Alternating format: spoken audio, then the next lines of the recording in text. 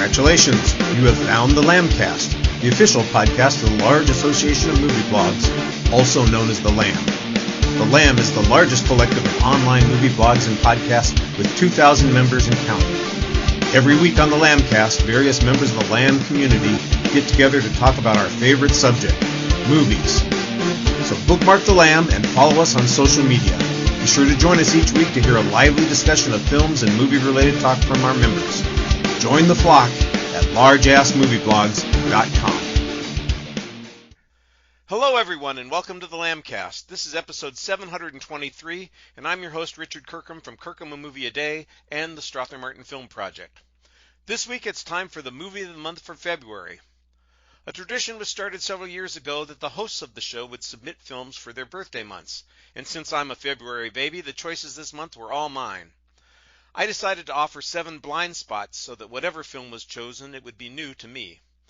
2 of the films didn't get any votes whatsoever, but we had a close contest at the top, and Martin Scorsese's dark comedy from 1983 was selected by the community after a close contest with the Coen Brothers movie on the list. Volunteering to join the show before a film was selected are 3 brave lambs who will discuss the film with me today. It looks so simple to the viewer at home, those things that come so easily, that are so relaxed. It looks like it's a matter of just taking another breath. It takes years and years and years of honing that. Todd Liebenow from the Forgotten Filmcast has done the work. Welcome, Todd. Thank you. Great to be here. At least once in his life, every man is a genius. I'll tell you something, Matt. It will be more than once in your life for you. Matthew Simpson from Awesome Friday Podcast. Oh, what a great introduction. I don't know if it's true, but I appreciate it. If your name is not on the list, we cannot let you in. These are the rules and regulations of this place. Nick Rehak of Lyrical Innuendo, your name is on the list. Hey, for once. Well, all of you guys are on my list for being with us this week. I appreciate it. Rupert Pupkin is obsessed with becoming a comedy great. However, when he confronts his idol, talk show host Jerry Langfield, with a plea to perform on Jerry's show, he's only given the runaround. He doesn't give up, however, but persists in stalking Jerry until he gets what he wants. Eventually, he must team up with his psychotic, Langford-obsessed friend Marcia to kidnap the talk show host in hopes of finally getting to perform his stand-up routine. The king of comedy is Martin Scorsese's financially unsuccessful film from 1983. Well, we're going to start with firsts, and my question is, was this a blind spot for anyone else? And if not, when did you see the film first? And what was your first impression? Nick, let's start with you. This was not a blind spot for me. I saw this a handful of years ago. I can't remember when, but up until then it was a blind spot. And I'm like, I should really watch this movie. And I finally sat down and I watched it. And to be honest, I didn't care for it. So I was really interested to watch it this time around to see if my opinion would stay the same or if it had changed and why. All right, and we're going to find that out in a few minutes, I assume. Yes. Todd, how about you? Not a blind spot for me either. I'd seen it a few years back. But yeah, this is really only my second full watch through it before. My impression was different than Nick's on the first time watch. I enjoyed this film the first time, and I enjoyed it again this time. So, okay. And Matthew, what was your take on this?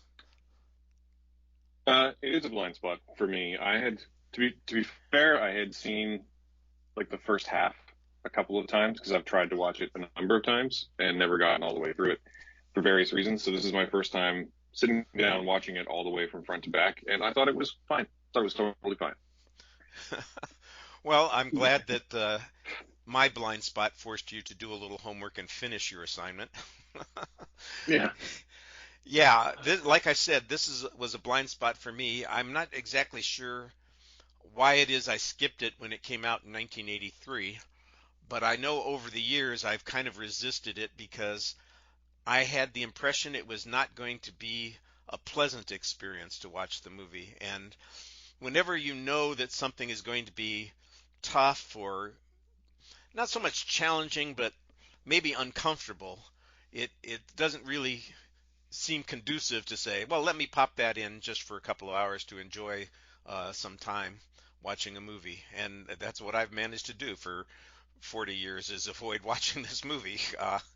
But I did want to see it. I am a fan of Martin Scorsese and Robert De Niro. I'd heard good things about the movie despite the fact that it's kind of uncomfortable to watch, and I thought, well, this will be a chance to, finally check something off and see if I was wrong, see if it was worthy and deserving of my attention after all, and if I should shame myself for 40 years of neglect. My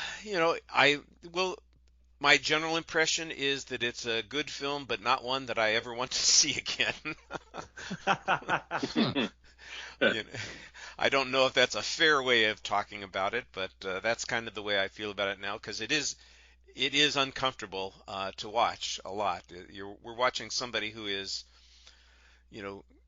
basically a disturbed person interacting in a world with people who are likely to not be friendly toward him and not necessarily be sympathetic, although I thought Jerry Langford and his team bent over backwards to be accommodating and polite in the course of the film. Did you think that their response to Rupert Pupkin was appropriate, inappropriate, reasonable? Did you think it was civil, at least? Todd, you sound amused by the question. Well, it's one of those things where you watch this and you go, well, how would I respond? I guess, and am I more likely to be the jerk that's trying to weasel his way in, or am I, the other people? I guess I was getting a little amused with the comment you made about, being glad you watched it, but you don't know that you would watch it again because it's an uncomfortable watch. And I can see that to a degree, but at the same time, I think as I was thinking about it after watching this, I was like, I think I might consider this one of the most rewatchable Scorsese films, because I think I do often have to kind of build myself up to watch other Scorsese movies because they are heavy and there's, a big kind of emotional investment that you make in entering some of those films. And with this one, I think that still holds true, but I also think there is a little bit of a lightness to this one that you don't see in all Scorsese films, because even as uncomfortable as Rupert Pupkin can be as a character, there's still something that's kind of, jovial and like I say, a little bit just lighter. I mean, he just wants everybody to like him. And even though he does that in an uncomfortable way, it's not quite the same as Joe Pesci telling you, what, you think I'm a clown? It's yeah, well, I different. think that's a very good point.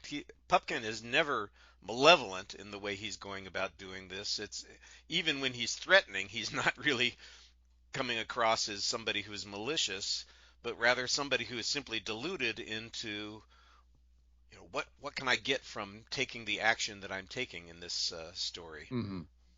I mean, I in a lot of ways, even though I'm not necessarily saying that his reactions are unwarranted, but I actually find Jerry Lewis to be the more sinister character at times in this. Well, we'll talk about Jerry in just a minute. Nick, did you find Rupert Pupkin somebody that you could sympathize with? At times, yes, but for the most part, no. It's one of those performances where it's hard to put into words because it's a good performance, and it's a good performance because of how affecting it can be, and how there's times where he's on the screen and I can't look at the screen because I can't watch what's happening. I'm so uncomfortable. I can't see this. The guy just can't take a hint. It's very similar to like Sandler and Adam Sandler and Uncut Gems. Very similar performances, very much a guy just like trying to push through and trying to get there.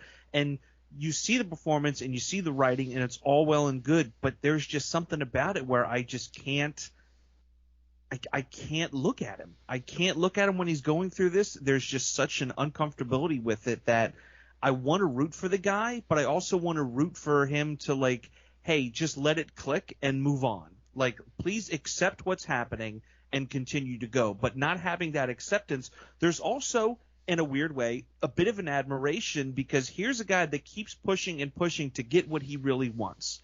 And good on him for putting forth that effort. But at the same time, it's like, to what end? Yeah. Please just stop now. He's not directing it in the right place. Yeah, Exactly. Absolutely. Yeah. And I get totally what you're saying there, Nick. I mean, it is a challenge when you're watching a movie and the central characters make you uncomfortable. Uncut Gems is a great example. And I think Adam Sandler does a great job in that movie. And as uncomfortable as he makes me, I am captivated by it. When you were describing your experience, it made me think about how I react to the series The Office. Mm-hmm. I know a lot of people love The Office. I just can't deal with The Office because these characters, I sit there and they make me so uncomfortable. I go, please tell me there's not really people like this in the world. They just don't get the way to exist in polite society, and it makes, in some ways it washes out the comedy for me. I just can't deal with it. So I can get where people would respond the same way to something like this. Yeah, I'm the exact same way when it comes to The Office. Like, the wife is a huge fan. She's trying to make me watch episodes, and I'm like, please don't do this. Like, I don't want to do this. I'm confused. Are you guys talking about the American Office or the British Office? Because I think what you're saying is very true of the British one. Oh, I maybe I haven't gone far enough in the American Office, but the ones that I've seen, I mean, the Steve Carell character, which is the Ricky Gervais character, I just go, oh my gosh, please tell me there's nobody that really is like this. I have heard that the tone of the two different versions is very different once the shows get started, and that the American version of The Office is more tolerable because the characters become more sympathetic. And that was the question I was going to ask Matthew. Have you ever encountered somebody that was so clueless that you were sympathetic with them in their cluelessness? So as a person who spent 20 odd years working in middle management for a large corporation, primarily focused on sales, I've known a million Michael Scotts and a million Rupert Pupkins, and no, I don't feel sympathy for. I feel sympathy for the Michael Scotts of the world, who are kind of like bumbling, well-intentioned idiots. But I was going to chime in and say that I sort of disagree about what you guys were saying about Rupert Pupkin, because I found him to be sinister from the get-go. Really? He's a sociopath. I was just going to say, I recognize that like right away, and I get that like he's doing it with a smile on his face, but there's no moment in this film where I was like, oh, this guy's sympathetic. Most of the film I was like, oh, that guy seems like he's really layering on the charm. I wonder if he's going to kill anyone by the end. like, can you really smile at your stalker and feel like, oh, you're an okay person, I just don't like you? Yeah, like, and to be fair, at the beginning of the film, the first time they really like meet in the film is the first time they meet ever, and I get Jerry Lewis's character's reaction in that moment, just being like, I need to get rid of this guy. I'm not really putting any stock in how dangerous he might actually be, but like, I recognized it from the start, is all I'm saying, because I've known lots of people like this, and they're terrible and dangerous, and it's not saying that I've met like murderers and kidnappers, but like I've met people who will just do whatever it takes to get whatever they want, and it is at the very least exhausting and draining and terrible. So yeah, I didn't find him sympathetic at all. I've had that experience of sitting in an audience when there's a Q&A session and some celebrity is talking, and a person gets up and either asks a question or wants to make a personal statement or share something about what's going on in their world, and everybody in the audience is just looking away and wishing that this person would stop talking. And that's kind of the way I felt this whole movie. Yeah, Rupert Pupkin is very definitely more of a comment than a question kind of guy, for sure. Well, Martin Scorsese has said that he thought Robert De Niro gave his best performance in one of his movies in this film. Would any of you agree? And if not, why? And if so, why?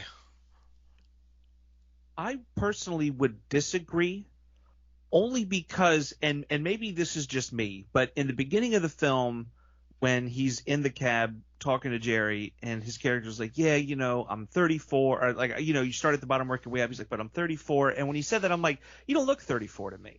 Like, I'm 34, and I don't know Robert anybody DeNiro else. ever 34? Yeah. Yeah, you know what I mean? And as he's going, I'm like, okay, I can kind of see there's fleeting moments of a really great performance there, like, kind of when he's with the cassette tape player by himself and the way he kind of reacts and calls back and forth to his mom and everything with this, like, squandered innocence, like, kind of just a little bit of anger there. But I don't know, I didn't see, like, a fully realized, in my mind, like, character of, like, who this person was. It kind of just felt like De Niro being just very forthcoming, like, just, I don't know, it didn't feel like his best in my mind. It was close, and there's some great moments there, but it just didn't feel like a fully realized character to me. I think it's a very good performance. Again, I don't know that I'd go as far as to say it's his best in a Scorsese film, but there's a lot of things that I really enjoy about it. You were referencing the scenes there where he's like, doing the thing on the tape and, rehearsing in his room and his mother's shouting at him. I love the whole bit with, where he's got these huge cutouts of Jerry Lewis and other, celebrities, and so he can sit there and interact with them like he's on the talk show. It looks like something like Kramer would do on Seinfeld. In fact, is there? I think there was an episode. Because there's like a Merv Griffin thing or something. Boy, memories popping out here. But I don't know. I fear a little bit saying that I can relate with the character at some points, because this isn't necessarily the kind of character you want to claim that you can relate with. But I mean, who of us hasn't, had those, ambitions to, be something, and you're, a teenager sitting in your room and, pretending you're a, you grab a tennis racket and you're staring in the mirror playing along with your Bon Jovi records or whatever. We've all done that kind of thing. I think it's intriguing that here we have a 34-year-old man that hasn't advanced beyond that, even to the point where his mother is still there shouting at him from a few rooms away. Yeah, I think the thing that is really good about the performance is the consistency of the character. He is always the way he is in this movie. He's never somebody who isn't on, who isn't pushing at any given time, who isn't trying to put forward his best self, even when he is clearly delusional about some things. The scene that obviously, for me, and I think other people will find most uncomfortable, is when he and his near girlfriend show up at Jerry's house to spend the weekend uninvited, and it's a moment where you just go, oh my gosh, how horrifying would this be? How embarrassing it is for the girl, and how scary it would be for the household help and and Jerry.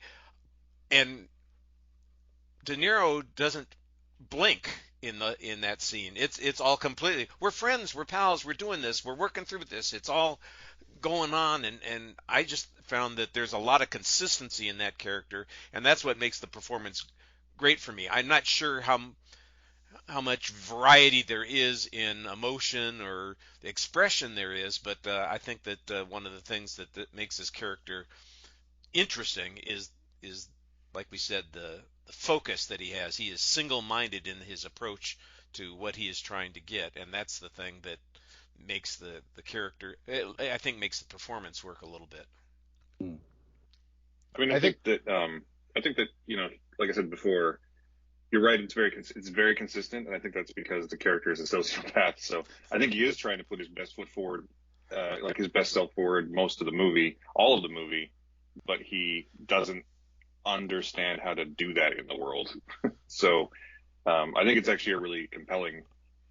I would say that I didn't dislike the movie. I didn't love the movie, but I would say that it is a very compelling performance. I would also agree. I don't know that I would call it one of his best, but I will say that, like, if you were a person who was familiar with Robert De Niro in like 1981 and then saw this in 1982, it might have been a bit of a revelation to see, the guy who was previously Jake LaMotta and Vito Corleone and Travis Bickle being such a different kind of character. I bet that was a big deal for a lot of people.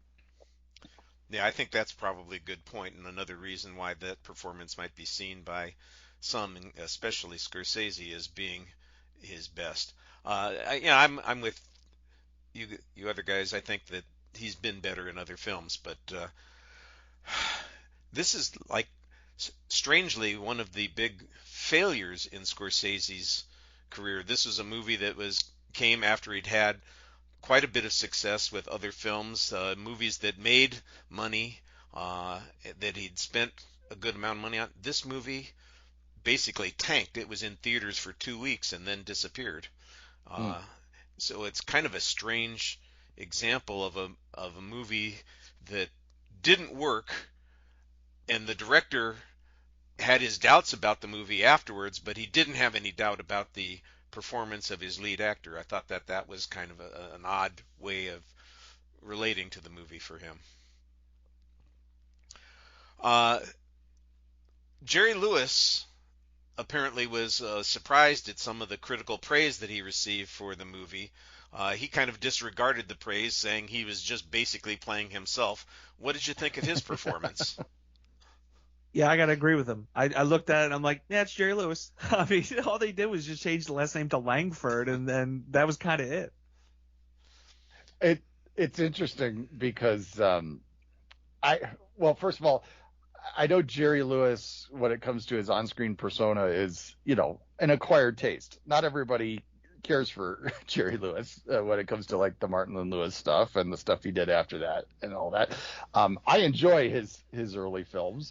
But I've always been kind of put off by his actual persona. I like the clown, but Jerry Lewis, the actual Jerry Lewis, I've always been like, this guy thinks a lot of himself, and I always had a hard time, even as a kid, like watching the telethon thing. I always thought it was weird when you would see this guy, on this glitzy stage in Las Vegas, dressed in a tuxedo and with, gaudy jewelry and a cigarette dangling from his fingers and all that, standing there asking me for money. I'm like, really, dude? I mean, come on, you could pay for this whole thing. It always struck me as an odd kind of, I don't know, dynamic between his on-screen persona and the actual guy. And I think it's weird watching this film and seeing him play that kind of, I don't know, off-putting character that he presented himself as in real life. And I think it's really interesting too, just to see the way that they create these scenes where we see the talk show and all that stuff, and just the self-congratulatory and disingenuous nature of these talk shows from the 70s, where you just get a bunch of celebrities get on stage together and tell each other how great they all think they are.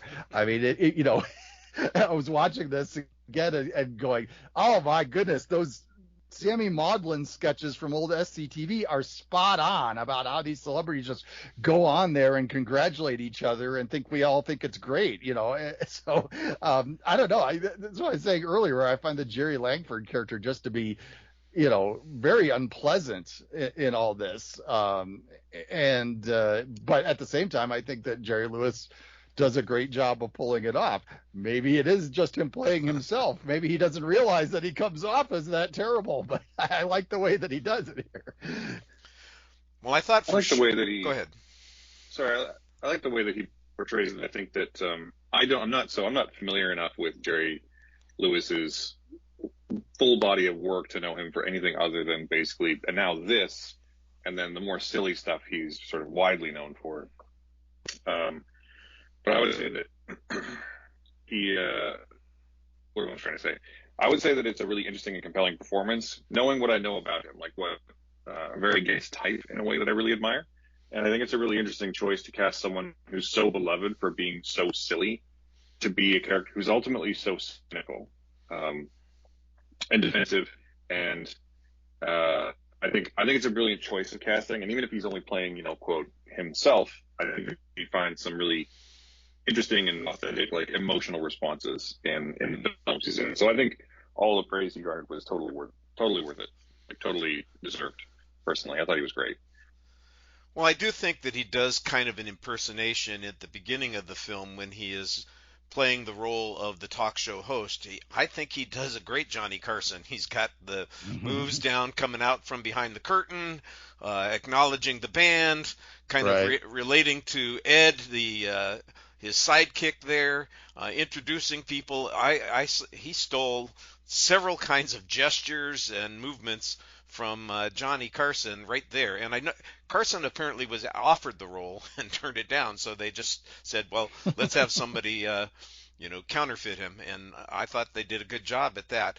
Now, the stuff that occurs later in the film, I do see sometimes when he's actually pretty restrained. For example, in that sequence at the house, at the country house for the weekend, because again, one of those situations, how would I react in this circumstance? I would certainly be a lot more angry, frustrated, probably acting out and reactive to this person showing up at my house than the Jerry Langford character was. But maybe he's made this measured judgment that I'm dealing with somebody who is nuts and I have to maintain some level of calmness in the face of this insanity. I don't know that it helped him in the long run, at least not in this story. He should have just called the cops. He just stands there and stares at him and seethes, and it's like either he thinks he's really tough, or he is standing there with the I know people type of a stance, which I mean Jerry Lewis probably did know people, but I don't know. I would have called the cops. Yeah. I wonder too that but the house he shows up at is meant to be like out of the city, so he's probably just. My read was that he was like, I need to not overreact and to not set this guy off, because we could call the cops, but they're going to take a few minutes to get here, and in the meantime, this guy could go nuts. Yeah. Yeah. Well, so far we've talked about Rupert Pupkin quite a bit, and Pupkin is clearly a sociopath and has all kinds of mental issues. Strangely, though, he's not the one who has the biggest mental issues in this movie. No, he's not. So that's where we're going to go next. Todd, you want to get started on that?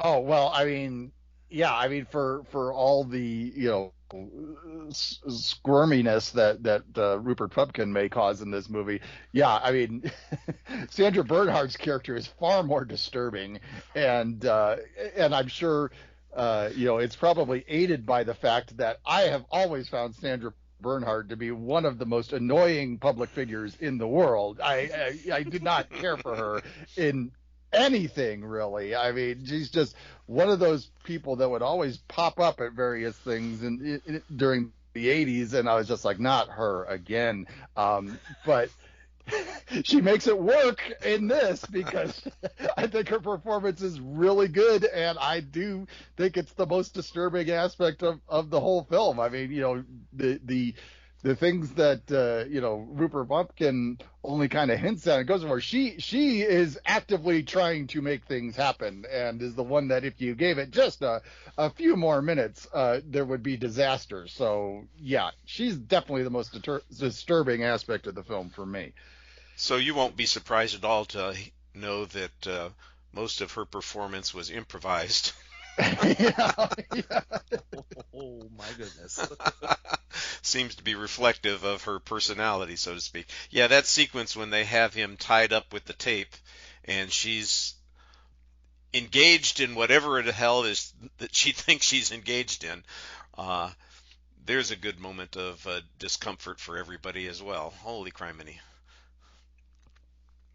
It's aside from the point, but I do love the detail of just how much tape they used to have to tie him up. Well, it's like they used masking tape instead of duct tape. And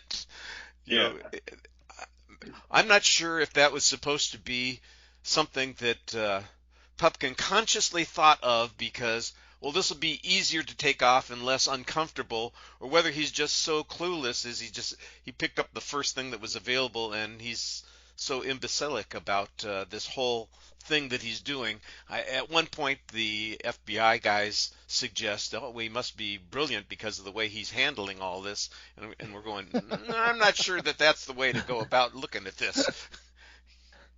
I love that aspect I mean, of things, though, that we've seen, Rupert kind of bumble his way through this whole movie, and then when, he really is, kind of executing this plan, and it becomes more serious, all these other people who, you would think would just write him off as a wacko, all think he's a genius, Yeah, well, I think that the whole kidnapping plot just seems like they didn't know. Pupkin and Marcia don't really understand what it is they're doing. They're just obsessive people who are acting on impulse and didn't really have much of a plan. Although, calling from the payphone, I guess, is the right way to go. Won't be doing that What's a anymore, will payphone? you? Yeah, exactly. Yeah, remember payphones? Average Bob remembers.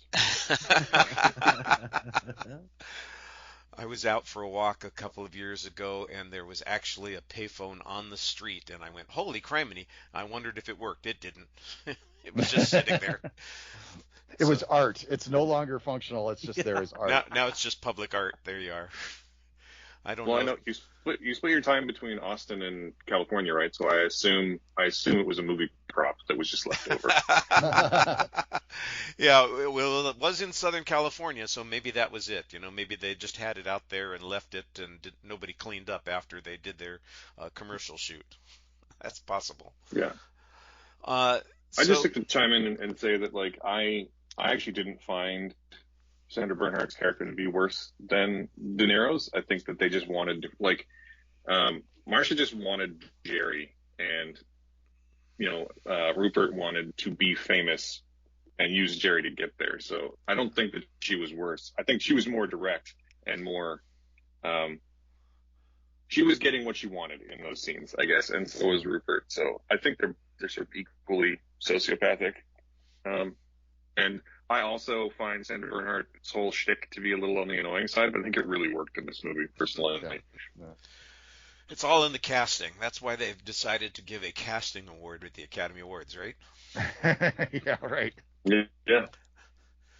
Which is great. They should do title sequences and stunts next. Yes, the stunt guys have been asking for this for 3 decades, and they've still been bypassed here for something that probably is deserving. I'm not trying to diminish the casting process, because I know that that is in fact a critical component of making a film work. But Jiminy Crickets, let's not ignore the fact that we live in a world where most movies that come out nowadays are dependent on the stunts and the action sequences that are going on. We've got so much of that, and skipping it over seems like it's just an oversight, another misstep by the Academy in trying to broaden appeal to a wider audience. I think they missed an opportunity here, but that's another issue. I was going to say, I could segue that into the stunts on this film, right? Yeah, well, yes. Well, I think it's interesting because it is kind of a stunt. When Jerry Lewis does that walk down the street, that was another one of those things that was largely dependent on him being who he is. One of the reasons that he had them use his own name rather than a name that they had picked out was so that people on the street, when they called out, they could use those sequences. There are only 2 people in that scene who are actors, and that's the cab driver and the woman who makes the comment, I hope you get cancer. That's a great moment. Which apparently is based on something that actually happened to him. Oh my God. There's no satisfying some fans. You stop, you sign an autograph for somebody, and then they want more from you. And when we talk about Jerry Langford being maybe an unpleasant character, you also have to put it in the context that he is a public figure that is often treated badly, despite the fact that he is also beloved by people. And that I think that's a good illustration of it. And Pupkin and Marcia are both examples of the extreme end of that stick, but you're still getting beat with it one way or the other. Mm-hmm. Now, I see this film listed as a comedy. Did anybody think it was particularly funny? I found it funnier watching it this time than when I did my first time watching it. And it's not so much funny. There's like a couple line deliveries that are funny. There's placements of things. There's just little quirks here and there that make it funny, but I don't think overall it's so much a comedy as it's a drama with some comedic moments in there. Like even when they finally show his stand-up bit, overall funny. Yeah, there was definitely some funny parts, but obviously the whole film has to be funny and not just like little moments here and there. I mean, I think I'm on board with what Nick's saying, but I think it's also fair to call it a dark comedy. I think for me, some of the funnier moments kind of come out of where it, I don't know, kind of pokes fun at the ridiculousness of celebrity and kind of the pedestal that we put them on, and some of the odd things that we see happen in the context of like in this case a late night talk show. I mean, like some of the funnier moments for me are when you have like some of the fantasy scenes that Rupert Pupkin has, where he's imagining himself as this celebrity who is, a regular guest on Jerry Langford's show, and they do this wedding on the air, and Dr. Joyce Brothers is one of the bridesmaids, and Victor Borga is playing the piano. These people that would actually show up on these talk shows back in the 70s and 80s, and I was like, does Dr. Joyce Brothers even realize that they're poking fun at her in this for always showing up on these shows? I don't know. I found those moments to be pretty funny. Well, I would agree with all of that. But like, it's definitely a comedy. It's just dark as hell. It's well, that whole satirizing America's love of celebrity and what people will do to be famous. And I wouldn't say that I would say it's comedy in the same way that, just to bring it back to an earlier comparison, the same way the British Office is. It's funny in that way where you're kind of like baring your teeth and wincing through it because it's very awkward and cringy, but it is funny. It is comedy. Well, in a way, we're being invited to laugh at somebody's mental illness. Yeah. Rupert Pupkin has this set in his basement with the cutouts there, and he goes through this process like he's doing the show, and that's kind of funny if you don't mind laughing at somebody who is clearly mentally disturbed acting out on their fantasy. And today he'd be filming it and posting it on YouTube. There you go. Thank you. Thank you. He'd be live streaming it. Yeah. Yeah, and he'd probably become a YouTube celebrity and be recruited to act in movies. Which is ads for Doritos and exactly all that kind of stuff. Well, like I said, the tone of the film is interesting because it is listed in some places as a comedy, but it's definitely a dark comedy at best, and for the most part, I think it's a tragedy. One of the tragedies is the end, because the result is that somebody who has committed a horrendous criminal act, at least in the, it's not quite clear if we're living in a fantasy at the end or if that's a reality about what happens. I could easily believe that somebody convicted of this crime serves only 2.5 years. That's the way the criminal justice system seems to work nowadays, and it's not hard to believe that they would then become a successful celebrity with book sales and even their own talk show. I think that that's kind of forecasting in 1983 some of the things that have happened over the years. We just talked about, like the YouTube insanity that sometimes happens. People becoming famous for being awful people and people following awfulness that goes on here. Can you think of some other films that kind of have this same theme where it's about both celebrity, it's about media, and it's about people being successful despite the fact that they're doing something awful. The film that came to my mind immediately was Network. Oh, yeah. Yeah. Hmm. Yeah. I would say in an interesting way, I think that this film visits some of the same themes that Scorsese's later film, The Wolf of Wall Street, does, in that, like, that's a Yeah. movie that was. So there's a lot of people who will say that movie glorifies Jordan Belfort, and I usually respond by saying, oh, so you didn't watch the last hour of the movie? But the other thing is that, like, it does sort of, like, make you feel sympathy, and you kind of want to, like, root for him. And then at the end, when he gets, like, a slap on the wrist, and you're sort of supposed to realize, like, oh, like, I was sympathizing with the bad guy. I should probably investigate that a little bit. And I feel like this film is making some of the same points in that, like, he did a bunch of terrible stuff and he's being rewarded for it. And I totally took the end to be, you're right. It's not really clear whether it's fantasy or reality, but I am perfectly happy to accept it either way. Like, that's if it's fantasy, then it's, you know, like, if it's fantasy, then he's in his cell, like, you know, trying to get through the day. And if it's reality, it's also just totally believable that he would get out and people would reward him for doing this thing. Because the one thing we didn't really talk about it, Todd, I think you touched on it, but, like, when he finally gets up and does his comedy set, like, it's not bad. No, Like, it's not great. Don't be wrong. It's not great. It's perfectly safe 70s, you know, late 70s TV comedy, all jokes I've heard before, but, like, it's not bad. And he's exactly the kind of person who would probably succeed, you know, based on that kind of thing. So I think the ending is one of the stronger things about the movie is the way it ends, because it's really trying to say something about, you know, America and America's sort of obsession with celebrity and fame in a way that I appreciate. I had always just accepted the end as being, you know, what actually happens. Not until you said it did I even think, oh, this could totally still be a fantasy, because we have several fantasy sequences throughout the film. So it could slip back into fantasy for that, but I always just took it as this is the way that it actually happened. And going back to the stand-up routine too. Yeah, I mean, you know, I'd seen the film before, but as I was rewatching it a few days ago, it was kind of, I hadn't remembered that when he finally gets to do his act, that it's not that bad.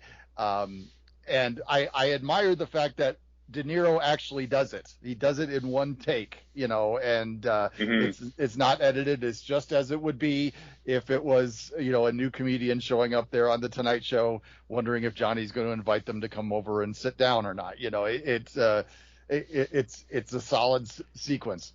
Well, I thought it was interesting that the notes that Rupert's given by the assistant about his tape are really reflected pretty well in this. You know, he's got good timing while he's telling his jokes. The jokes are okay, but, you know, he just needs some polish to become better. So it implied to me that somebody actually looked at or listened to his tape and bothered to give him some feedback on this. So I don't see them as being, you know, necessarily just trying to give him the complete brush off, but they're, you know, going through the process. But boy, you know, you give somebody an inch and they take a mile, and that's what we get going here. You know, there's just a lot of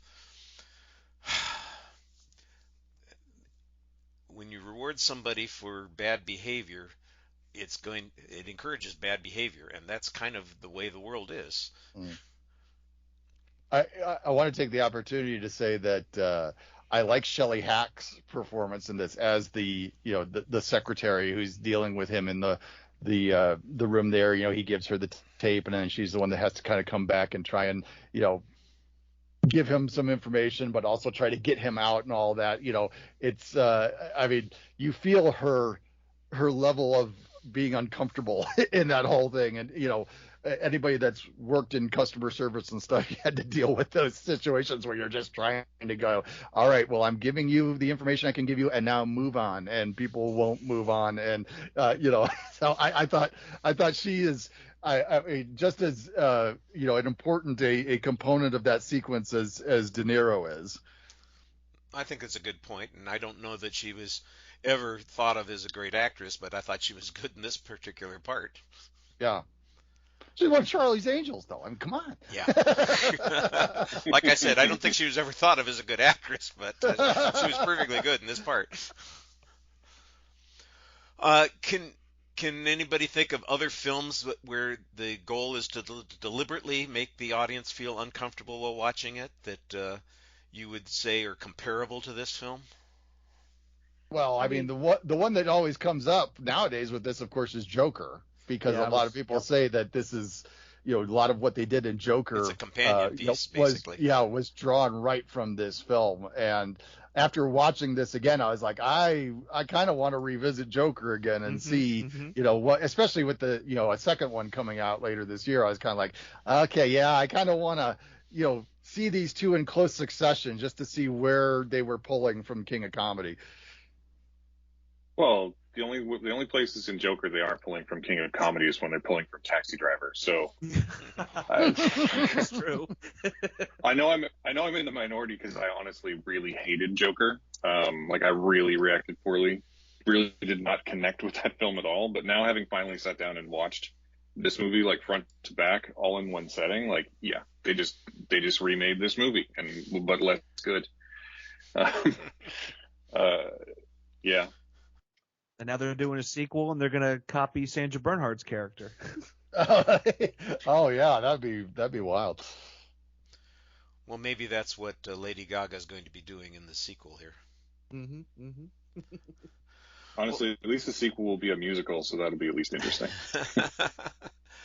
Well, any other thoughts about the movie before we kind of close out this part of the discussion? I really liked the visual style of everything. It wasn't too dark and gritty. It wasn't too over the top with the colors and fantasy elements. I think they did a really good job of having enough difference there, but not at the same time to kind of keep that through line of what is real versus what isn't real. And I think overall, it just looked really good. Yeah, I like the sequences where they basically videotape the show that's going on, and then they put it into the film, as if it was television, and it looks different. And I think that that's a reasonable directorial choice that works for the film. Like I said, I think that some of the sequences go on a long time for the purpose of making us feel more and more uncomfortable, and so I kind of like that aspect of it. Like I said, I admire a lot of what's going on in this movie. I think that people who made the movie did a good job putting together what they're doing. I'm just not sure that it's something that I needed. I want to say too, I like Scorsese's cameo in this. Yes, a good part for him making him director of the TV show, and I love that Tony Randall's there saying, "Really, I got to say this joke? This is an awful joke." He's like, "No, that's a funny joke, right, Tony?" Well, the director knows best. I also liked Scorsese's mother's cameo as Rupert Pupkin's mother, off camera and voice only. The origin of the Big Bang Theory character, I like to think. Yeah. Well, we don't do Lamb scores on a regular basis anymore, and I wasn't going to have you guys give Lamb scores, but would you recommend this movie to people? Yes, I recommend this. Okay. I also would. It's a great example of an earlier, maybe different Robert De Niro performance that most people probably associate his early career with, and it's obviously been very influential as well. So I think it's definitely. I'm always on team see it for yourself. So yes, I'm going to recommend it. Full stop. I would to 90% of people. There's some people that come to me and like, hey, should I watch this movie? I'd be like, maybe not for you, but for most people, I would. Yeah, and I think I have the same attitude. I would recommend this, but I would always give people a little bit of cautionary note when I recommend it. Say it's a well-made movie. It's got some important themes in it, but I don't think you're going to like yourself or the movie very well afterwards. Not because it's not good, but because it is, well, like I said, tough to challenging. get through. Yeah, challenging. Definitely challenging. Well, thank you, We can guys. say that about a number of Scorsese films, Yes. though, can't we? Yes. Well, that may come up in a little bit because when we get to our exit question, some of those issues are going to be discussed. We're going to take a break now for fellow Lamb Podcasting Network show, and we'll be back with a game and our exit question. I was having serious problems in the bedroom, and in the car, and on the bus. But I couldn't help but think there had to be something out there for people suffering just like me. Podcast dysfunction affects 6 out of 7 cinema geeks out there, but there is help. The Simplistic Reviews Podcast. Symptoms of the Simplistic Reviews podcast may include loss of sleep, loss of hair, longer erections, lost family get-together, bleeding of eyes, ears, and anus, divorce, hated by townfolk, rash, the ability to drink alcohol and podcast at the same time, mansplaining, weight gain, weight loss, people with severe podcasting games, depression, happiness, growth of boobs and hair on chest, constant peeing, watery eyes, and 3 additional inches on your penis. And if you don't have a penis, you will now. Thanks to the Simplistic Reviews podcast, I'm no longer bored in the bedroom. Plus, I have a perpetual erection. Although I think I'm going blind. The Simplistic Reviews Podcast. A small price to pay for entertainment. We're back, and it's time for our game for the week. And this week it's Comedy Lamberty. Basically, we're going to be playing the Jeopardy version of the game that has been notoriously famous here on the Lamb. But this week, we don't have Jay. We're not going to take a lot of time to do it. We're going to go through it very quickly. Because the answers I don't think are that complicated. I should say the questions are not that complicated because you answer in the form of a question. So we've got 2 rounds that we can do. Each round has 5 categories. You score 100 points, 200 points, 300 points, 400 points, or 500 points, depending upon the question that's being asked. I'm not going to worry too much about who goes first. I'm going to have Matt go first. And then, of course, after that, it just depends on your name is your buzzer. So here are the categories. Category number 1, those aren't pillows. Category number 2, does Barry Manilow know that you raid his wardrobe? Category number 3, my best sport is video hockey. Category number 4, call Starkist. And category number 5, there's a new sheriff in town. I think you'll be able to figure out what all of those categories mean when you hear what some of the answers are. So, Matt, we're going to start with you. Which category do you want to go for, and do you want to go for 100, 200, 300, 400, or 500? Let's start with those aren't pillows for 100. Those aren't pillows for 100. You're going to get the description of a film. You have to tell me what the film is in the form of a question. Laid-back commitment phobe babysits his brother's rebellious teenage daughter and her cute younger brother and sister. Anybody Matthew. can answer, by the way. Matthew. Sorry, is that Uncle Buck? It is Uncle Buck for 100 points. Yeah. What is Uncle Buck? Sorry. Yeah. See, and I already screwed it up. There you go. Thank you. You got it. You corrected yourself. Yeah. I appreciate it. What category's next? Yeah. Where do you want to go next? Let's stay there for 200. All right. A Chicago man and his family go camping with his obnoxious brother-in-law. Todd. What is The Great Outdoors? Todd gets 200 points for that one. Todd, where are we going next? Let's stay with that category. A star pilot for hire and his trusty sidekick must come to the rescue of a princess and save planet Druidia from the clutches of an evil. Todd. I heard Nick's name. What is Spaceballs? Spaceballs is correct. You got 300 there. Where are we going? Same category? A Chicago advertising man must struggle to travel home from New York for Thanksgiving. Todd. Matthew.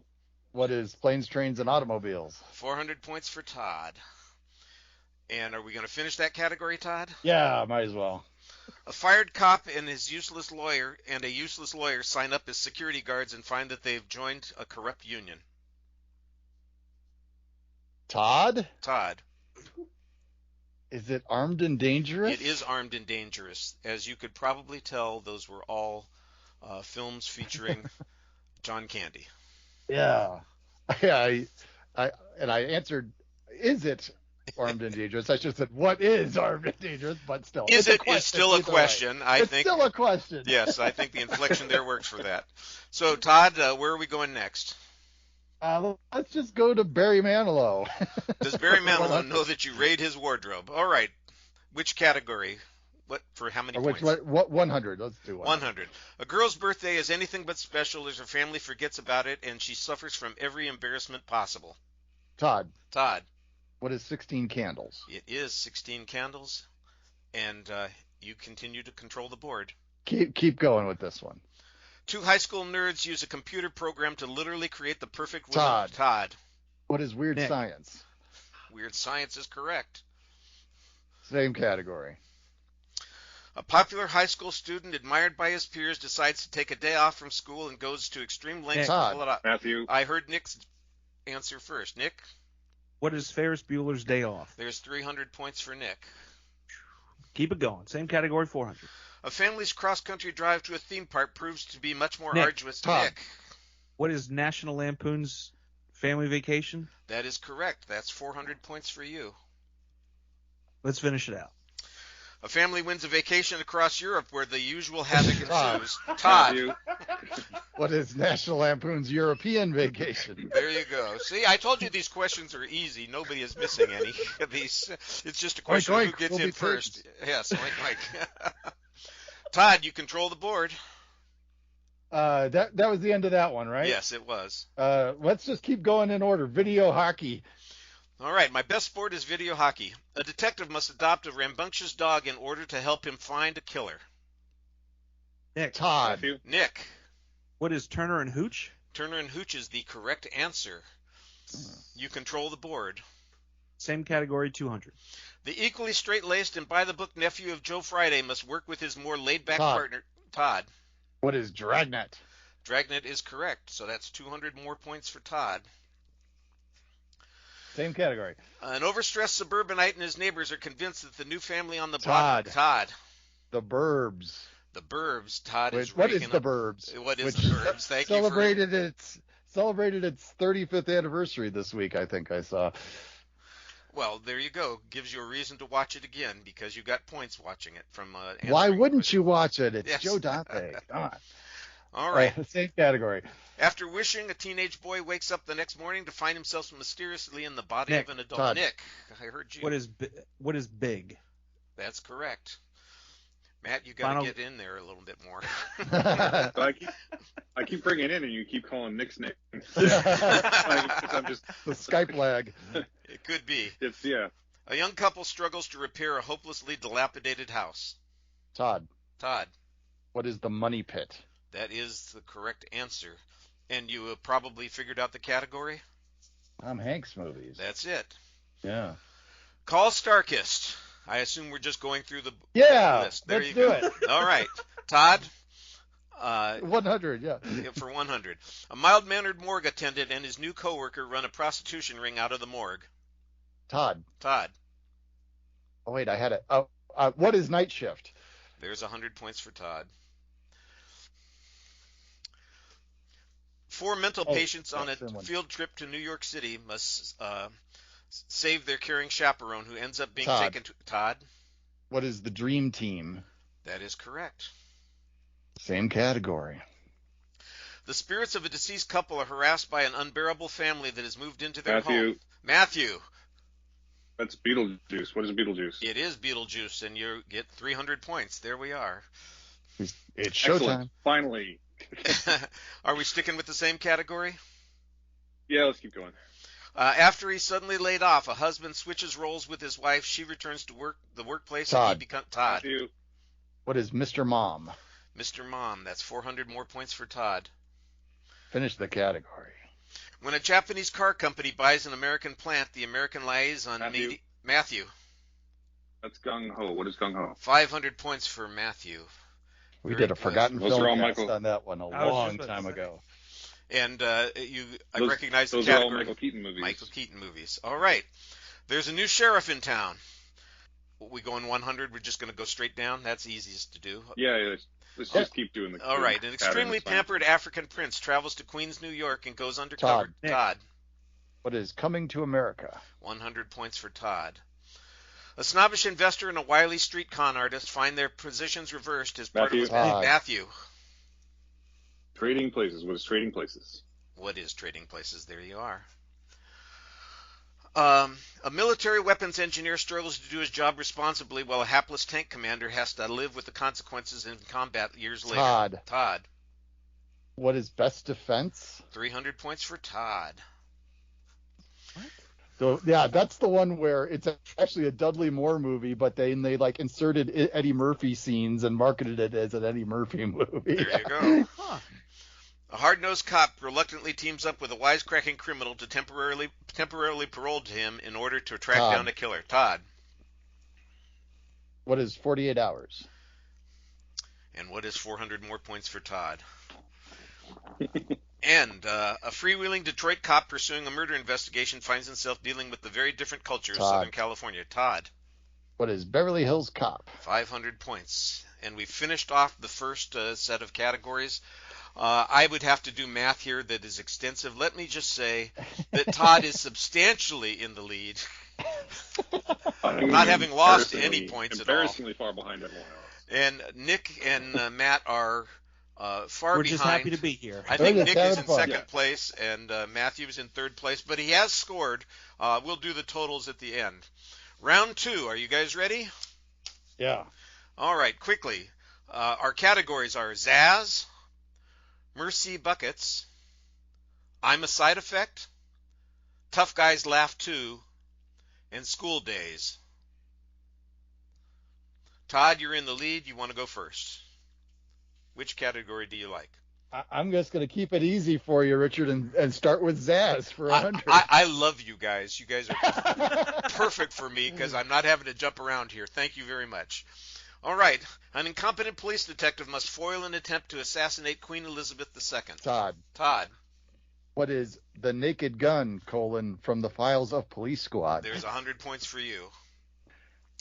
After the crew becomes sick with food poisoning, an neurotic ex-fighter pilot must... Matthew. You zoned out a little bit. Did you say an answer or say a question? Oh, yeah. What is Airplane? That is correct. There's 200 points for you.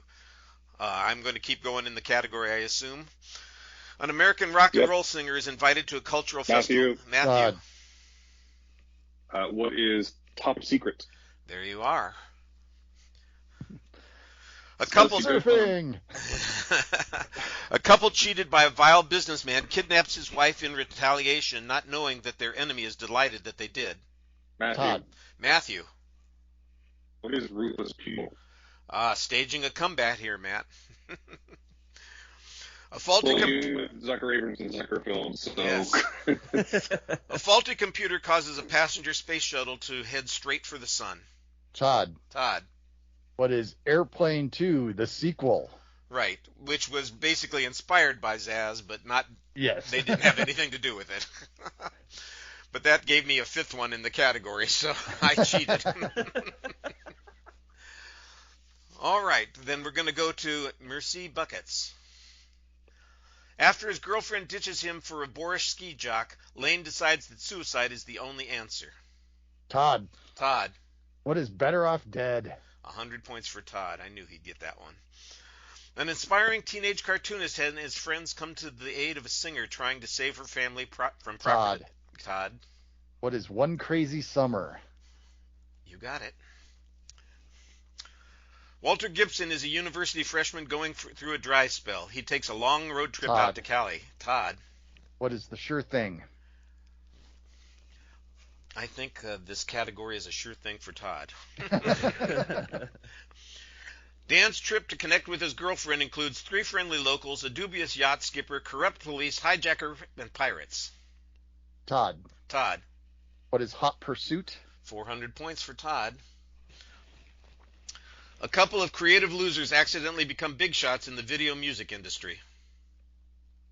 Todd. I have to get this one. What is Tapeheads? Yes, I was going to say, this is on the Forgotten Filmcast. If you didn't get this, I was going to I love mock Tapeheads.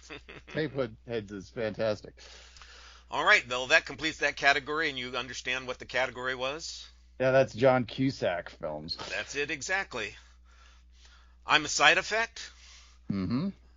All right. A bitter ex-husband wants his former spouse dead. A put-upon mama's boy wants his mother dead.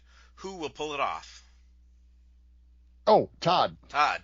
What is Throw Mama from the Train? That's 100 points for you. A physically perfect but innocent man goes in search of his long-lost twin brother who is short, a womanizer, and a small-time... Matthew. What is Twins? That's 200 points for you. Yeah, let's keep going.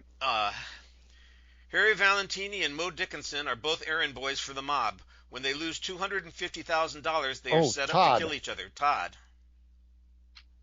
What is Wise Guys? 300 points for Todd. One of the few big screen endeavors of Joe Piscopo. Along with Dead Heat, which is not on our list, by the way. Yeah. A mousy romance novelist sets off for Colombia to ransom her kidnapped sister. Todd. Todd. What is Romancing the Stone? 400 points for Todd. Set in the 1930s, an honest, good-hearted man is forced to turn to a life of crime to finance his neurotic mother's skyrocketing medical bills. Oh, my. Say it again? Set in the 1930s, an honest, good-hearted man is forced to turn to a life of crime to finance his neurotic mother's skyrocketing medical bills. Oh, is Todd? Nick. I heard Nick. Sorry, Nick had it first. Yeah, Nick had it. What is Johnny Dangerously? 500 points for Nick. Wow. Piscopo again. There you go. This is a Piscopo episode of the Lambcast. Well, we just finished that category, and Piscopo is not necessarily the category it was. It's the other New Jersey guy. It's Danny DeVito. Danny DeVito. There you are. All right, our next category, Tough Guys Laugh Too.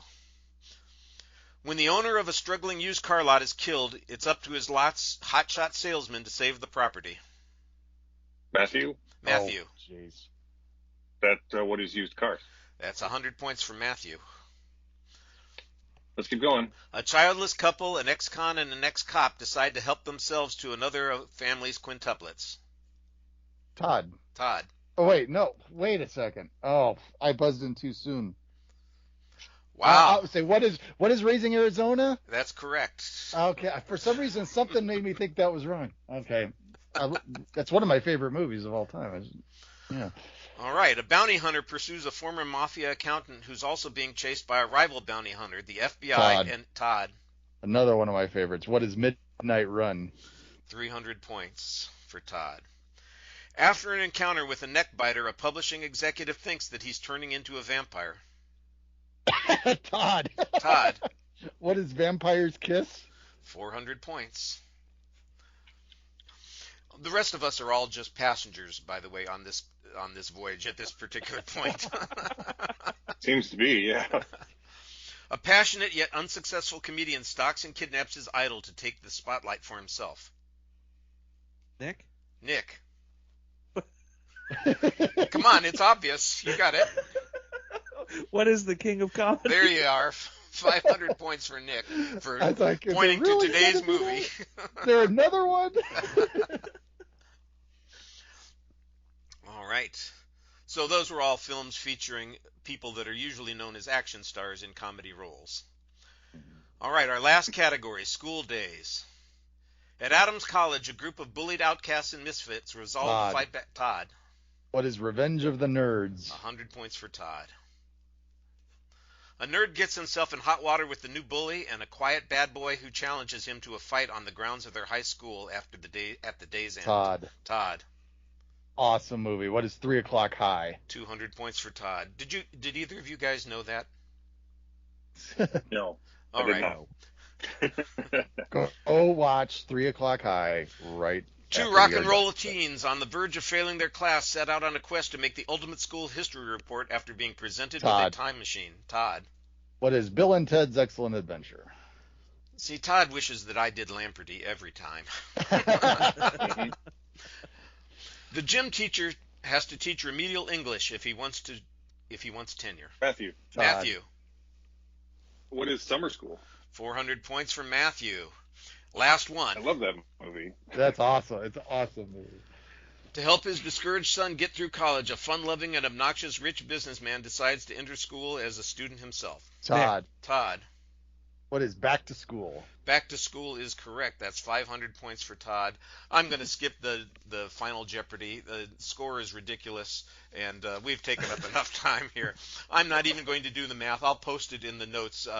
Let's just say nobody lost any points. There's a lot of math to do to get Todd's score because he got a lot of My these treat, answers. Shakespeare for everyone.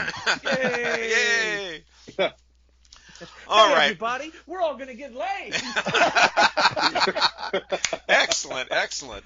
Oh, I love it when people know the lines from the movies. That's very good. Very good. Well, that brings us to the end of the show, but we've got the question of the week to finish on. And I sent the question out a little bit late to everybody, but hopefully they had enough time to ponder it and think about their answers. Here's the question. Scorsese and De Niro have made 11 films together. What do you think are their best films individually? Matthew, let's start with you. What do you think Scorsese's best film is? That doesn't have De Niro, right? It doesn't have De Niro, right? Yeah. Okay. So I've been thinking about this a lot because he's made so many different kinds of movies, but I think my favorite, I'm just going to go with the recent one, the one of his that I like and have rewatched the most, and that is going to be The Wolf of Wall Street. I do love The Wolf of Wall Street a lot. I think that's probably his best recent output. The Wolf of Wall Street. Yeah, you talked about it earlier, and I gotta tell you, yeah, it is one of my least favorite because it feels so repetitive. I felt like I was watching the same thing over and over again for 3 hours. But you get a chance to tell us why you like it. I don't disagree with it. I just think it's probably his most successful interrogation of like American sin to date. In a filmography full of films that are about like interrogating the dark side of like the American dream and the sins that people commit to achieve it, I think it's probably the most successful. And I also just happen to think that it's the film that DiCaprio probably should have won his Best Actor statue for. I love every second of it, and I love that it indicts the audience in a way like I think it probably wasn't as successful for a lot of people. A lot of people do tend to think that it glorifies Jordan Belfort, but I think those people are sort of missing that they're the ones being indicted, not him, and I really appreciate it for that. Plus, it gave us, superstar Margot Robbie, which is just a wonderful thing to have in the world. So it's my favorite certainly my favorite of his recent movies for sure. To save time, can I jump in and say that was going to be my answer as well? You can. And I agree with the things that Matthew was saying. I think for me, the thing that grabs me the most about Wolf of Wall Street is the performances. I mean, I agree DiCaprio is great, but Margot Robbie and Jonah Hill steal the show for me. I find their performances to be just captivating. Yeah, Kyle Chandler as well. I really appreciate that they cast Kyle Chandler to be Kyle Chandler because he's so good at being the sort of like Boy Scout he needs to be the FBI guy after them. I love everyone in that movie. It's great. Todd, I'm not Todd. I'm sorry, Nick. Do you have a different answer? I do actually. I think one of his best films, and it's a bit of a deep cut. I think it's the Bob Dylan documentary, No Direction Home. He is, what D.A. Pennebaker does is just capture moments and preserves them forever. And Scorsese just really takes a subject and dives so deep. He's almost like a paleontologist where he's just brushing away the dirt so we can see what the bones are. And I think it's the closest thing we'll get to any truth behind who Bob Dylan is, why Bob Dylan is, what Bob Dylan is, and not these – he's an enigma, or he's this, or he's, all this, what he is and isn't. I think it's just pure and clear cut, and I think it's just really, really well done. And how, like, every documentarian that goes to make a documentary should at least watch this and then go and make their documentary, because I think it's one of the most perfect documentaries I've ever seen. Well, I can't say that I've seen it, so it's hard for me to comment on it. I do have a documentary on my list, and it's Shine a Light, which is the Rolling Stones concert documentary, which I got to be honest with you, I was never a Stones fan, even though they are from my generation, and I know all the songs, I enjoy them, but I was never one of those people. I don't think I own a Rolling Stones album, which is strange for somebody from my time period. But when I saw the Shine a Light documentary, I turned to my wife and I said, you know what? I think I finally get it. I understand why this band is considered by many to be the greatest band in the world. And I thought they were awesome, and that Scorsese shined a light on them that was very easy to see, and respond to.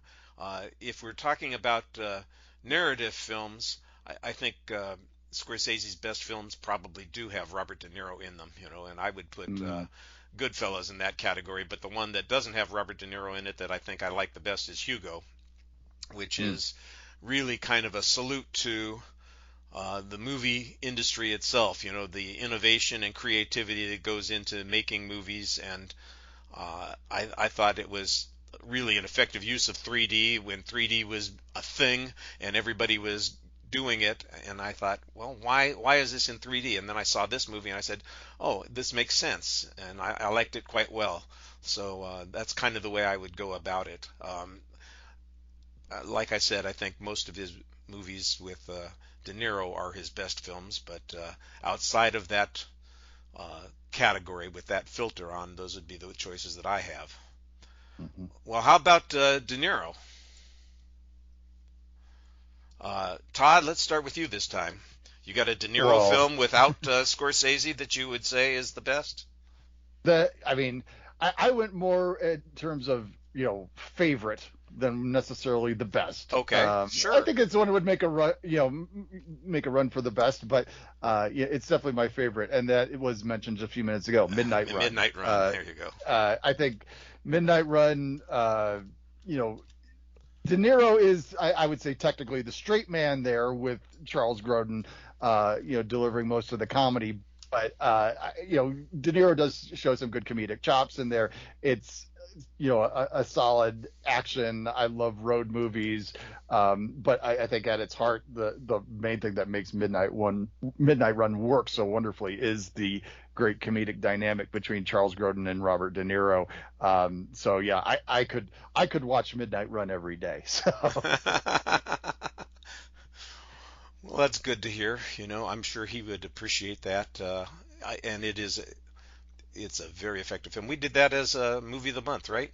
We did, yeah. So good deal. Let me see, who else have we got here? I'm sorry, Nick. How about you? You got a De Niro film that you're up for? Yeah, for me, I think it's going to be Heat, and that's coming from somebody who the first 2, maybe 3 times I saw Heat, I didn't like it. I thought it was terrible, and then something clicked last year, and I've been obsessed with this movie. And there's just something about De Niro's performance that is just so cold-blooded and calculated, and I think he's just firing on all cylinders on that one. So I got to say Heat. That's fine. That movie, I've watched it a couple of times. I like the movie very well. It is longer than I expected every time. I think, geez, how long is this damn movie? I'm usually fascinated with it and glad that I'm watching it, but I am frequently thinking, wait a second, is this really almost 3 hours? And the answer is yes, it is. Matthew, how about you? I had a really hard time with this question because he's made so many great movies.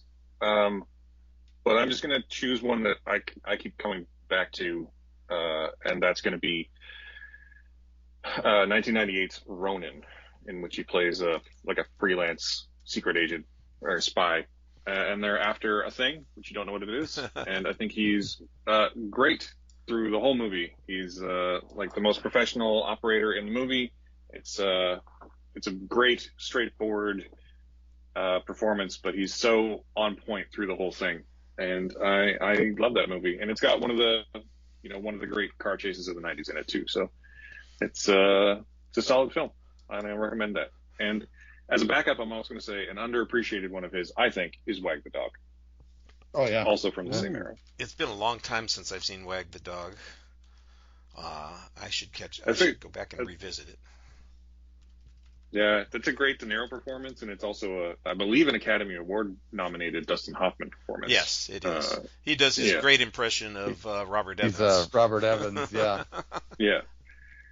It's also just, that's also an interesting one to revisit, because everything they do in that movie to distract you, they're trying to distract the American populace from something that's happening, and you can just see that stuff still happening today. It's not hard to imagine that those two people exist in the world and are constantly doing those things. We just got to open our phones, right? Yeah, exactly. It's right there in front of us most days of the week. Yeah. I had no trouble with this one at all, thinking about it, because I immediately went to not only what I think is his best performance, it's his best film, and it's the best film he's been in, including all the Scorsese films, and that's Godfather 2. That movie is, it sits on a shelf all by itself, except for the first film that doesn't feature Robert De Niro, but features a character that Robert De Niro portrays. And then when Godfather 2 shows up and De Niro appears on screen as Vito Corleone in his younger version, it's like everything that I saw in my head when I was reading The Godfather originally is right there, and I thought that he did a fantastic job. His Italian's great, so you should get some credit for that too. And he is just lethal. He never is over the top. He is always contained and subdued, and it's just like having a friendly snake, and you say, I've got a friendly snake. Well, if it's a boa constrictor, you're in okay shape carrying it around. But if it's a rattlesnake, you say, yeah, that's not a friendly snake. And that's kind of the way Vito Corleone is. He may seem okay and safe on the outside, but he is just coiled violence waiting to explode. And he does a couple of times, but not in a way that is out of character. It's all very calculated, and you can see the calculation on his face in that whole performance. I just think that like I said, that's a great film. I love Todd's choice too, though. If I was going to go with a Robert De Niro comic performance, I wouldn't be picking any of the Meet the Parents films. I'd be picking Midnight Run. When he slams the phone down on his employer, so to speak, that was a great moment. And every time he confronts Dennis Farina, I just think, yep, that's the kind of confidence that you'd want to have, and the smart-ass comments that you'd want to make in those situations. And I thought he was great in that particular film. I hope we've given our audience a lot to think about and some movies that they'll be looking forward to. I once again appreciate everybody who has joined us this week for the show, and I want to give you a chance to plug whatever you think people might be interested in. So, Nick, let's start with you. You got something you want people to turn their eyes and ears to? I do. If they could turn their eyes and ears over to rabbitholepodcast.com, there's a myriad of podcasts over there. I'm on two. One of them that Richard mentioned earlier, Lyrical, Innuendo. Bubba Wheat and myself look at lyrics of music, and we determine if the songs are about sex, drugs, or just good old-fashioned rock and roll. And something a little bit newer, Jason Soto is a huge Mystery Science Theater 3000 fan, and rather than say, hey, Nick, here's like 2 or 3 of my favorite episodes, what do you think? Instead, he invited me along, and we're watching every single episode ever made of the television show because I've never seen it. We are 12 episodes in. I've been having an absolute ball, and if you feel like joining us on that adventure, that show is called Play MST for me. Very nice. Like I said, I seem to remember that Jason had a show where they talked about Mystery Science Theater episodes years ago, and this is a nice innovation where you get a chance to experience it for the first time. Lucky you. That's always fun. Yeah, it is. It's been a real blast. Todd, what do you want people to listen to or see? Well, of course, we've got lots of episodes of the Forgotten Filmcast that have been hitting. Just to kind of go back on a few recent ones, since Richard's the host of this show, I'll mention that he was on a recent episode where we talked about a film called Fool's Parade, starring Jimmy Stewart, George Kennedy, Strother Martin, of course, and a very young Kurt Russell. So check that one out. Last week's episode, I was joined by Simon Appleton from the movie Mustache, where we talked about a movie with an awesome title called Amsterdammed. So that one is out. I am halfway through editing this week's episode, so it should be up by the time this episode posts. I'm joined by DJ Valentine, where we talk about a film that actually is from the same director as Fool's Parade. It just worked out that way. But this is a very different film, a Western from 1976 called The Last Hard Men, starring Charlton Heston and James Coburn. And then the week after that, I just recorded yesterday with Elwood Jones, where we are talking about a bizarre ripoff of The Exorcist starring Tony Curtis called The Manitou. So Manitou, check yes. those out. Yeah, you've been busy. Yes. Matthew, have you been busy? You got stuff that we should turn our eyes and ears to? Yeah, as always, the main thing that I do every week is I'm the host of the Awesome Friday podcast, in which me and my best friend Simon talk about 2 new movies every week. Movies are series. Our last episode, we caught up with Aquaman 2 and The Beekeeper, and the episode that's about to go up will be ISS and The Taste of Things. You can find those wherever you can find podcasts. And you can also just head to awesomefriday.ca, or you can head to stretched.ca, which is my writing portfolio. I freelance for a number of outlets, and I've recently posted reviews for Exclaim and That Shelf, among others. And most recently, that would be I watched and reviewed the new Shogun miniseries for Exclaim. So you can find all that at those 2 places. You've already seen that. Is it going to be worth my time and energy? So I'm going to say that I liked but didn't love it. Okay. But I also seem to be in the minority on that front. Lots of people are saying it's like great. Most of my quibbles with it, most of my problems with it are due to some of the adaptational choices they made, because I love the book and they changed around some stuff that I don't want to spoil it too bad, but like they changed some stuff that I think was a good choice executed poorly, if that makes sense. Okay. Well, I am going to watch it because I was a fan of the original series. I read the book way back before the original series ran. That was the first project that I can remember seeing John Rhys Davies in, and I really enjoyed the original miniseries. So when I heard that they were doing this, I thought, well, this should be interesting because they can probably do a little bit more and get away with a little bit more. I imagine that it's going to be closer to Game of Thrones than something that you would see on 70s TV. So that is definitely accurate. Okay. The big change is that, the original series in the book, Blackthorn, Richard Chamberlain in the miniseries, is very much the protagonist, and you're witnessing things through him. And in this miniseries, Toranaga is basically the protagonist. Ah. And it focuses much more on the court intrigue stuff, which I think is a good choice. But I think it leaves a pretty big gaping hole in the center of the sort of soul of the story. So, but again, like, it is totally worth your time. You should definitely watch it. It is gorgeous, and you cannot go wrong with Hiroyuki Sanada or Tadanobu Asano. They are both great. And Anna Sawai, who also just came off of Monarch, Legend of Monsters, is having a great 12 months. Like, she's really, really good in it. So, I think it's definitely, everyone should watch it. I'm a little colder on it than some people. That's fine. That's fine. And by the way, I want to give you props for getting all of those names flowing off of your tongue as if you say them all the time. I would struggle with each of those. I'll do my best. Each of those. Well, on my site, I've got the usual, whatever I've seen in a theater recently is going to be reviewed there. I should have an upcoming podcast dropping from on Howard Kasner's Pop Art. I do have the show that Todd just mentioned that we did on another podcast.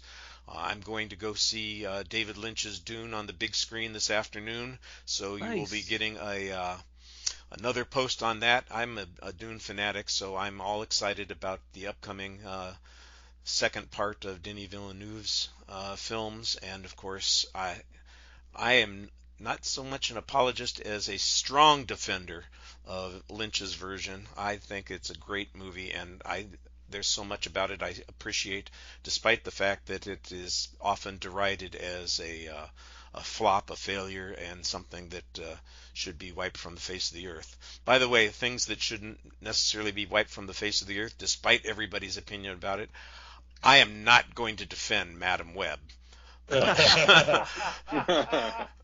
But I am My hand is raised too. But I am going to say the hyperbole behind the hate is just ridiculous. It's not a good movie, but it is not the worst pile of crap in the history of movie making. And people who are saying so are just stringing together a series of adjectives and adverbs to make their point. No. Yeah. My response I mean, to people who call any movie the worst movie ever is almost always, you need to watch more movies. yeah. No, I mean, Madam Web, it is not, it's not good. I wasn't bored, but it's not good.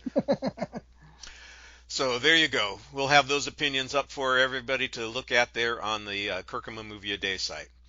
Once again, I want to thank Nick and Matthew and Todd for joining me this week. I appreciate you on this little birthday excursion that we're taking, and we'll catch up with all of you next time on the Lambcast. Thanks, everybody.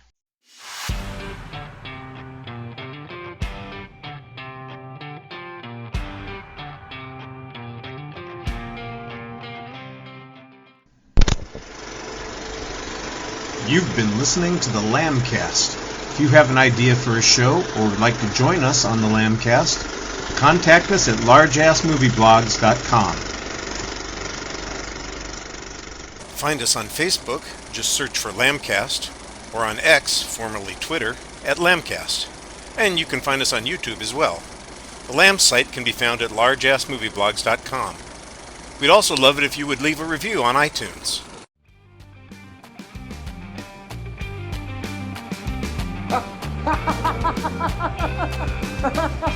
It's over!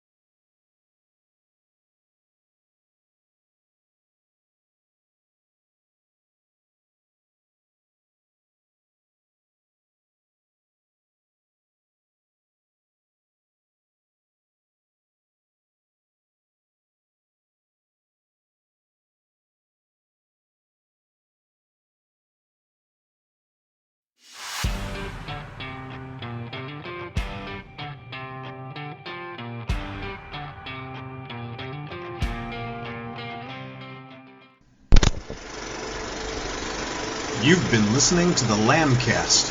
If you have an idea for a show or would like to join us on the Lambcast, contact us at largeassmovieblogs.com. Find us on Facebook, just search for Lambcast, or on X, formerly Twitter, at Lambcast. And you can find us on YouTube as well. The Lamb site can be found at largeassmovieblogs.com. We'd also love it if you would leave a review on iTunes.